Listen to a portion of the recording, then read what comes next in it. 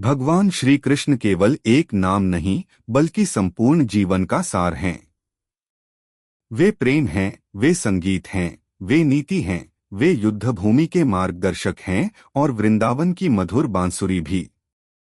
उनका जीवन हमें सिखाता है कि परिस्थितियां कैसी भी हों, मन में आनंद और विश्वास बनाए रखना ही सच्ची भक्ति है। श्री कृष्ण का जन्म मथुरा की कारागार में हुआ। चारों ओर अंधकार था, अन्याय था, भय था। परंतु उसी अंधकार में प्रकाश का जन्म हुआ। यह हमें सिखाता है कि जीवन में जब सब कुछ समाप्त होता हुआ लगे, तब भी ईश्वर कोई नया मार्ग अवश्य खोलते हैं। वसुदेव और देवकी के त्याग, यशोदा मैया का वात्सल्य और नंद बाबा का स्नेह, यह सब कृष्ण के बाल्यकाल को दिव्य बनाते हैं।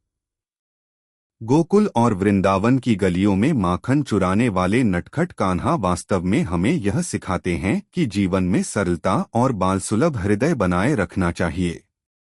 उनकी बांसुरी की धुन केवल संगीत नहीं थी, वह आत्मा को ईश्वर से जोड़ने का माध्यम थी।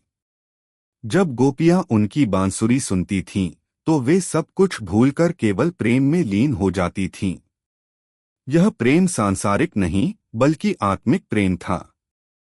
कृष्ण ने कालिया नाग का मर्दन किया, पूतना का उद्धार किया, गोवर्धन पर्वत को अपनी उंगली पर उठाकर इंद्र के अभिमान को तोड़ा।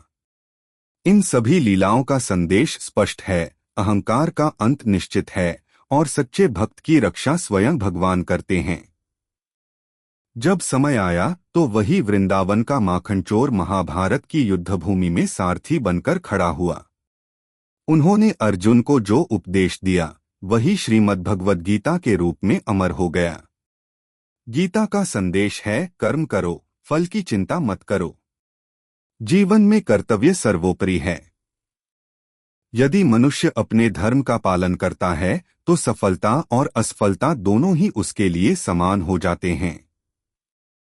श्री कृष्ण का जीवन संतुलन का अद्भुत उदाहरण है।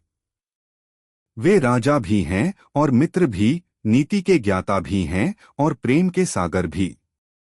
उन्होंने सिखाया कि जीवन में केवल भक्ति ही नहीं बल्कि बुद्धि भी आवश्यक है।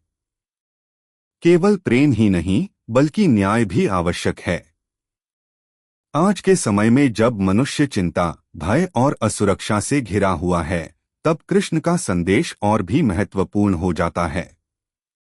वे कहते हैं, जो हुआ अच्छा हुआ, जो हो रहा है। ऐसी वीडियो को देखने के लिए लाइक एंड सब्सक्राइब करें प्लीज।